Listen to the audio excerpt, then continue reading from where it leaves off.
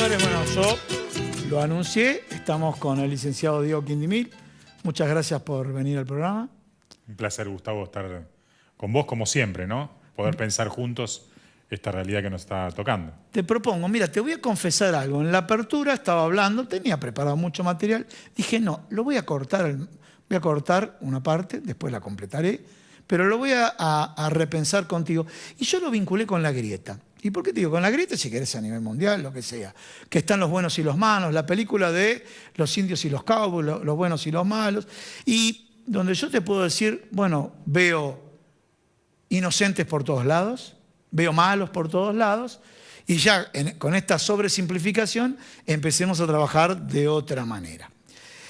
Primero, aspectos psicológicos de una guerra. Arranqué diciendo que la guerra no me sea indiferente.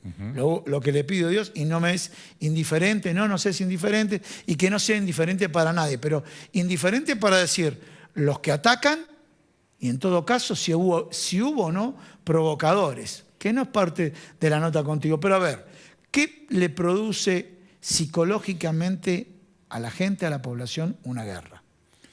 Bien, los temas de la guerra, la psicología, son estudiados desde hace mucho tiempo, sobre todo después de la Primera Guerra Mundial. Bueno, ¿y qué le pasó a las personas o qué le pasa a las personas a partir de la guerra? Y hay un montón de investigaciones que dicen que el 15% de las personas tienen, digamos, trastornos fuertes psicológicos que puede incluir hasta intentos de suicidio. Bien.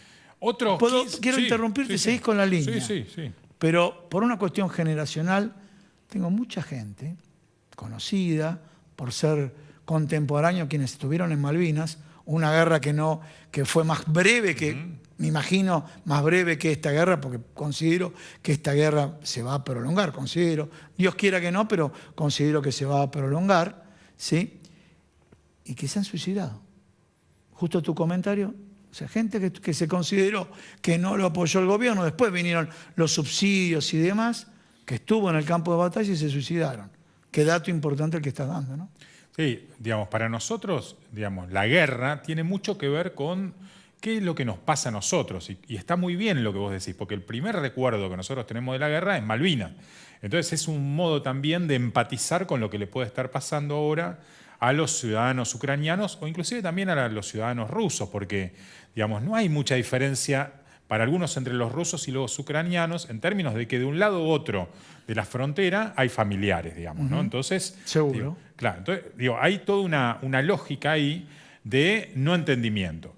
El otro 15%, digamos, ¿no? Es decir, tiene este comportamiento heroico. Entonces también lo estamos viendo en la pantalla de un montón de personas que, no sé, están tirando molotov. Bueno, no se sabe también mucho qué es lo que sucede ahí porque ya no sabemos, digamos, en qué imágenes creer, digamos, ¿no? Y eso también tiene que ver con la guerra psicológica. Y el 70% de la población es la que, digamos, tiene para afuera un comportamiento normal, ¿sí? Pero para adentro situaciones de mucha angustia, ansiedad, depresión, falta de sueño y algunos comportamientos también erráticos, digamos. No sé si te acordás vos en la pandemia, que en el primer momento de la pandemia gran parte de la población argentina salió corriendo a los supermercados a abastecerse de papel higiénico, digamos, ¿no? Es decir, vos decís, bueno, ¿qué tenía que ver el papel higiénico con el COVID, digamos, ¿no? Es decir, es cómico, pero a la vez es tragicómico, porque se da ese tipo de comportamientos, ¿no? Es decir, como por ejemplo en Ucrania, esto de rápidamente ir a los cajeros automáticos a extraer el dinero, ¿no? Es decir, que el dinero, ¿para qué te podría llegar a servir en una situación de vida o muerte, ¿no? Bien, medios de comunicación y guerra psicológica. A ver, ¿vamos por ese lado? Bueno, hoy, digamos, la guerra, ¿no? En parte tiene que ver con la violencia, ¿no? Que, digamos, son los armamentos y la tecnología, pero, digamos, gran parte de la guerra es lo que se da a través de la comunicación, de la información, de Internet, de las redes sociales. Y ahí también hay, digamos, todo un poderío que tiene la Rusia, digamos, respecto de lo que puede hacer con, digamos, los ciudadanos ucranianos también, ¿no? Bueno, de hecho, las declaraciones de Putin tienen que ver con, digamos, bueno, eliminar al gobierno ucraniano, una llamada a la población, ¿no? Es decir, diciéndole que, digamos, que el gobierno ucraniano es nazi, digamos, ¿no? Es perverso, homosexual, digamos, ¿no? Acusándolo de un montón de situaciones, teniendo en cuenta de que también este es un mensaje que se da a la población para generar confusión, ¿no? Bien, entonces vamos a generar confusión. Sí. Bien, o sea, la gente está afectada psicológicamente, así afectada psicológicamente, buscar generar confusión. Sí. ¿Cómo sigue la película? Bueno, esto... Ahí estamos viendo imágenes de Sí. Volodymyr Putinsky, Sí. ¿no? Esto es un hecho que, digamos, así como fue la pandemia también, es un hecho disruptivo, es decir, viene a romper tu realidad cotidiana, ¿no? Y en esta ruptura de la realidad cotidiana, lo que sucede es que uno se vuelve a las situaciones más primitivas, ¿no? Entonces lo que tratás de garantizar primero son estas necesidades primarias, ¿no? Es decir, esto de, bueno, tener comida, de buscar un lugar seguro. Por eso gran parte de la población deja todo y se va. El problema es que se va a dónde, digamos, ¿no? Es decir, porque quedan atrapados en los autos y muchas veces uno queda atrapado afuera, pero la mayoría de las veces queda atrapado adentro de sí mismo, digamos. No hay lugar a donde huir, digamos, ¿no? Ya Claro. el mundo se convierte en un lugar peligroso. Y, digamos, esto irradia a toda la población, digamos, ¿no? Es decir, porque, digo, los ciudadanos del mundo hoy están afectados, ¿no? Es decir, nosotros mismos como argentinos Obvio. estamos afectados por esta situación.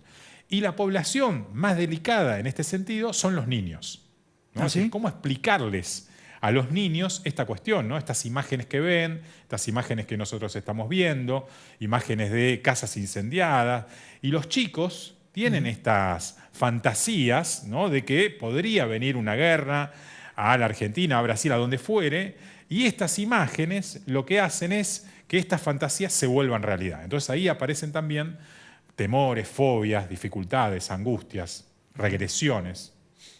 Qué tema, ¿no? Justo viendo las imágenes y demás, mira que la veo una y mil veces y no dejan de generarme tristeza, me imagino, ¿no?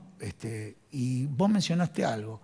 No quiero ser autorreferencial, pero una de mis hijas, sí, de 20 años, y obviamente profundamente conmovida con esto. Por eso digo, cómo impacta en las distintas generaciones. Ahora vamos a este tema, lo tenemos ahí, Volodymyr Putin, sí, Zelensky, dije Zelensky. Bien, pregunta que yo te hago. ¿Algún tipo de provocación generó Volodymyr para que decida en el 2022 atacar Kiev, ¿sí? O atacar Ucrania y bueno, Kiev como su capital? Y la consulta es, la población, cuando vos tenés en democracia, fue elegido democráticamente y demás, sabemos que el pasado de él era como artista, como comediante y demás, que esté encabezando la coordinación para una guerra o una defensa con Rusia, ¿qué es lo que genera? O sea, si yo te digo de mi lado, uy, no tengo ninguna estratega, estoy perdido si fuera acá, ¿sí? Que el presidente sea alguien proveniente y de acuerdo con quién se asesora. ¿Qué es ese efecto que genera alguien que tiene poca experiencia en la política, que no tiene trayectoria en la política y que está enfrentando este desafío? Donde el mismo Volodymyr dijo, nos dejaron solos. Sí, yo creo que... Dijo, nos dejaron solos desde el punto de vista psicológico. Sí, sí. Che, ese es mi presidente, dice que nos dejaron solos. ¿Vos no tenías previsto que te iban a apoyar de otra manera? ¿Cómo me venís a decir esto? Me parece a mí que en este caso la asimetría, digamos, de poder, ¿no? Es tan amplia Sí. que por más que vos tengas una figura de liderazgo muy fuerte, Sí. estás peleando contra, digamos, Rusia, digamos, ¿no? Fue Y todo lo Argentina, que- Inglaterra y las Exactamente, Malvinas. Exactamente. Ese era el comentario en mi época. Exactamente. ¿Cómo se le ocurrió a ustedes? Los brasileños nos decían, ¿cómo se le ocurrió a ustedes salir a provocar a Gran Bretaña?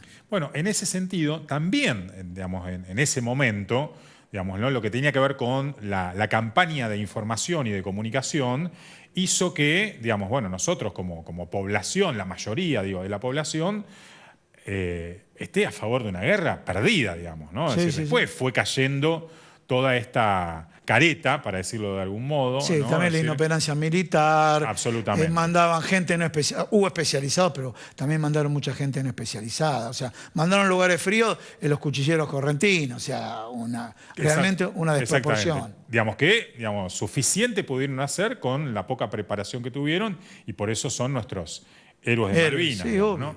En este caso, lo que se da es, por un lado esta desprotección que vos muy bien comentás, y por otro lado también está ubicado, ¿no?, el mal en una figura que es la de Putin, ¿no? Es decir, que tiene todos los números para ser ubicado en ese lugar. En la figura del mal. Claro, sí. por ejemplo, en la pandemia vos no sabés dónde ubicar el mal, ¿no? En este sentido, la posibilidad de ubicar el mal en un lugar, ¿no? Es decir, te favorece poder entender qué te está pasando y poder, a partir de ahí, generar acciones psicológicas para, estar ubicando el mal en un lugar claro. Bien, ubico el mal en Putin. Ahora, la pregunta que yo hago es la siguiente.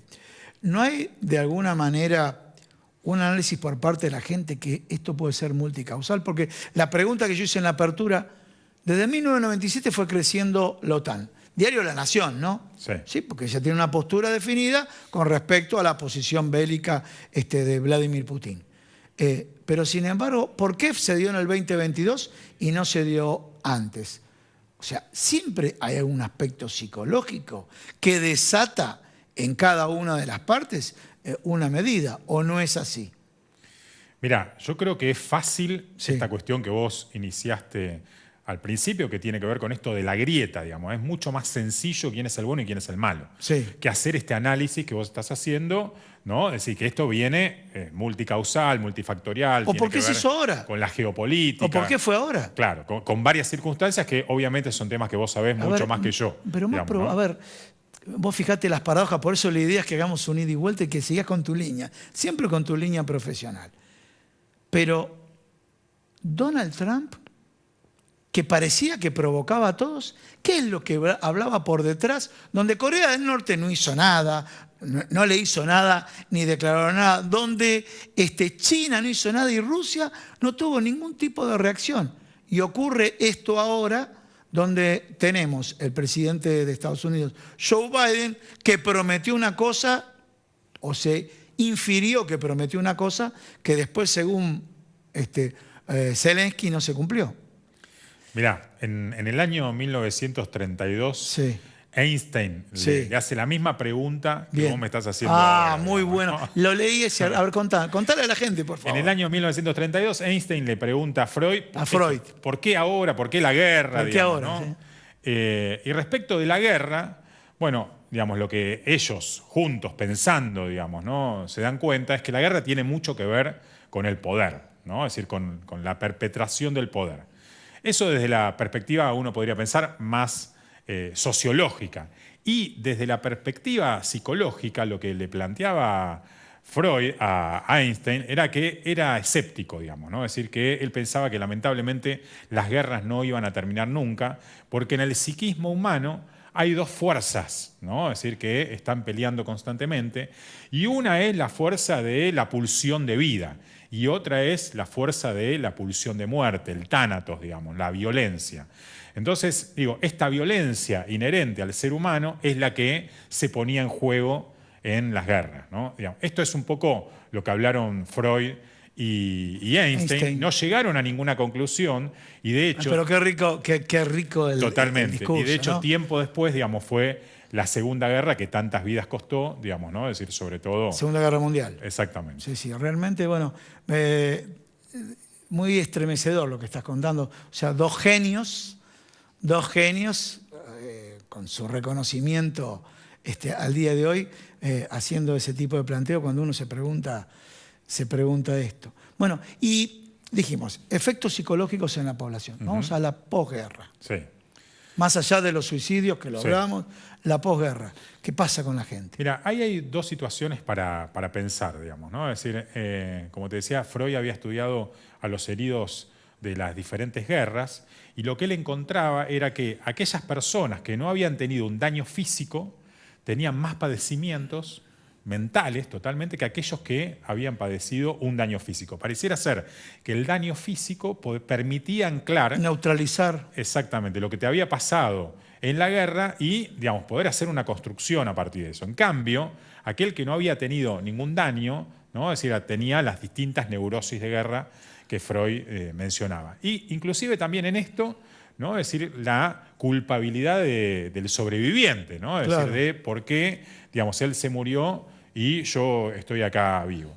Y después estas investigaciones que yo te comentaba arrojan datos estremecedores de que cada persona que es afectada por la guerra, ¿no? Es decir, que tiene una afectación, una herida, que muere en la guerra, impacta entre 200 y 400 personas psicológicamente. ¿En serio? Exactamente. Es decir, si hay una pérdida de una vida, eso impacta a 400 a 200 personas. Con lo cual, digo, nosotros todavía estamos hablando de la guerra de Malvinas, del impacto en estos jóvenes, adolescentes que fueron enviados a la guerra sin herramientas, ¿no? Es decir, y esto dura una gran cantidad de años, ¿no? Entonces, me parece que, digamos, la afectación psicológica de la población ucraniana va a dar para mucho tiempo. Para mucho tiempo. Lamentablemente. Bien, hablamos de los distintos abordajes de la guerra, ¿sí? Y me preocupa, ¿qué es lo que preocupa? Bueno, la guerra en sí, ¿cuándo se finaliza? ¿Cómo se finaliza? ¿Cuándo vuelva la gente a sus hogares y demás? ¿Y qué es lo que va a quedar? ¿Sí? ¿En qué es lo que va a quedar? ¿Cómo reconstruir? ¿Cómo se plantea desde el punto de vista psicológico? ¿Cómo me reconstruyo yo después de una guerra? Bueno, mira, yo estoy estudiando a un profesor que se llama Moti Ben-Shakar, es un argentino que se fue a vivir a Israel, ¿no? Y se encontró, un pacifista, se encontró operando en una gran cantidad de guerras, inclusive estuvo trabajando acá en el atentado a la AMIA y el atentado a la Embajada de Israel. Y él lo que planteaba era que, digamos, los equipos psicológicos tienen que trabajar con aquellas personas que han sido impactadas por la guerra hasta 3 años continuamente, digamos, ¿no? O sea, digo que el día después de la guerra es donde mayor impacto tiene el trabajo psicológico con los damnificados de la guerra. Qué tema, ¿eh? Realmente, a medida que vas hablando, uno tiene la construcción de miles y miles de preguntas. A ver, cerrame una reflexión final, pero volvamos o remarquemos a Einstein y a Freud, a ver qué es lo que más te impactó. Ya lo marcaste, aunque sea resaltarlo, de esa conversación entre ambos sobre la guerra, ¿no? Yo arranqué muy desde el llano, sí. Arranqué la canción Sol de León Gieco, ¿no? Y si quieren todos ustedes, le digo, León Gieco se hizo famosa esa canción, se canta en 50 idiomas en el mundo, y no le iba a poner en el disco, o sea, para romper un poco la estructura de la entrevista. Pasó Charly García, le dijo, esta es la que más va a pegar. Y fue la canción que la guerra no me sea indiferente, ¿no? Sí. A ver, vamos esta conversación para tratar de extrapolar a dos genios, y me refiero a Einstein y a Freud, ¿no? Sí, es interesante porque, a ver, Einstein le pedía una respuesta a Freud. Diciendo, vos tenés la posta. Claro, como vos sabés, ¿no? Y Freud le decía, construyamos saber juntos, ¿no? Es decir, sí. Y, digamos, Einstein era el optimista y Freud era el pesimista. Y después la tortilla se invirtió. ¿En digamos, serio? ¿no? Es decir, me parece que los dos ahí quedaron un poco confundidos, ¿no? Respecto a esta situación, sobre todo por no darle al mundo una respuesta positiva frente a algo que ellos ya veían que no iba a tener una respuesta positiva, lamentablemente, ¿no? Me encantó. Te agradezco.